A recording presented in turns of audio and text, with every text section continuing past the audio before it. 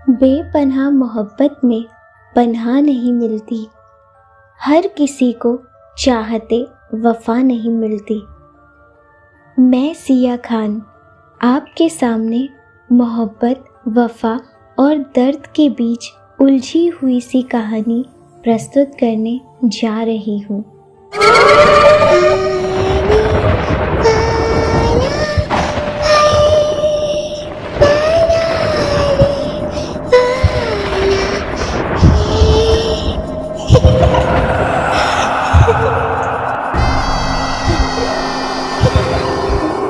تہذیب تمیز کے دائرے میں رہنے والی آفرین کا رشتہ فہد سے بچپن میں ہی طے ہو چکا تھا۔ دونوں بہت اچھے دوست تھے اور ایک دوسرے کو بے پناہ چاہتے تھے۔ کافی خوشی کا ماحول تھا، ہر کام آرام اور محبت سے کیا جا رہا تھا۔ ایک طرف آفرین کو ہلدی لگائی جا رہی تھی تو دوسری اور فہد کو۔ فہد ایک پولیس افسر تھا۔ ہلدی کی رسم کے دوران فہد کو کال آیا اور اسے فوراً ڈیوٹی پر نکلنا پڑا۔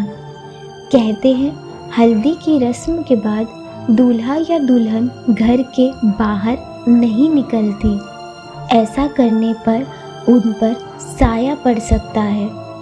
یہی بات فہد کی امی کے دل میں گھر کر چکی تھی۔ ایک طرف آفرین کی خوشی اور دوسری طرف فہد کی امی کا ڈر۔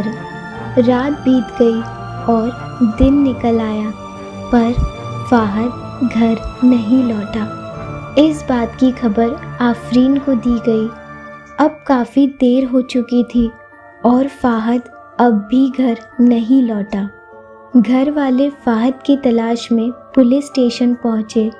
وہاں سے انہیں اتنی ہی خبر ملی کہ فہد کسی کیس کے سلسلے میں شہر کی اور نکل چکا تھا، پر حیرانی والی بات یہ تھی کہ فہد کا فون نہیں لگ رہا تھا اور نہ ہی اس سے کسی طرح کا سمپرک ہو پا رہا تھا۔ 2 دن، 7 دن، 1 مہینہ، ایک پل بھی ایسا نہ گزرا جب آفرین نے رو رو کر دعا نہ مانگی ہو۔ ایک طرف سب امید ہار چکے تھے تو دوسری اور آفرین کو یقین تھا کہ فہد ضرور لوٹے گا۔ آفرین کے خواب میں فہد ہر روز آنے لگا۔ وہ آفرین سے بس یہی کہتا کہ وہ اس کے پاس بہت جلد لوٹے گا۔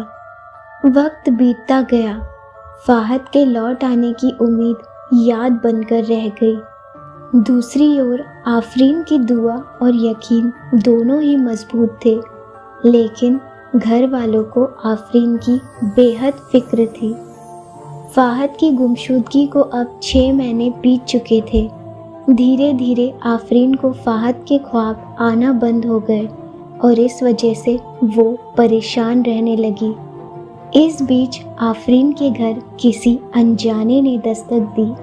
جب دروازہ کھولا گیا تب پتہ چلا کہ وہ لڑکا شہر سے آیا ہے۔ اس نے اپنا نام رضا بتایا۔ وہ گھر کے سبھی لوگوں کو پہچانتا تھا، پر گھر والے اس بات سے حیران اور انجان تھے کہ آخر یہ شخص کون ہے۔ اس نے کہا وہ آفرین سے ملنا چاہتا ہے۔ آفرین کو دیکھتے ہی رضا اس کے پاس گیا اور اس کی آنکھوں میں آنکھیں ڈال کر کہنے لگا، میں نے کہا تھا نا میں واپس آؤں گا۔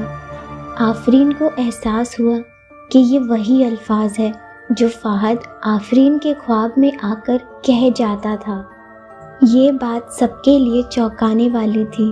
رضا نے بتایا کہ 6 مہینے پہلے جب فہد شہر کی اور آیا تھا تب ایک حادثے میں اس کی موت ہو گئی تھی۔ کیونکہ فہد ہلدی والے کپڑوں میں گھر سے نکلا تھا، اس کے پاس ایسا کوئی ثبوت نہیں تھا جس سے اس کی شناخت کی جائے۔ فہد کی سانسیں رک چکی تھی۔ اس حادثے میں رضا کی آنکھیں چلی گئی تھیں اور فہد کی جان۔ ڈاکٹر فہد کی جان تو نہیں بچا پائے، پر انہوں نے فہد کی آنکھیں رضا کو دے دی۔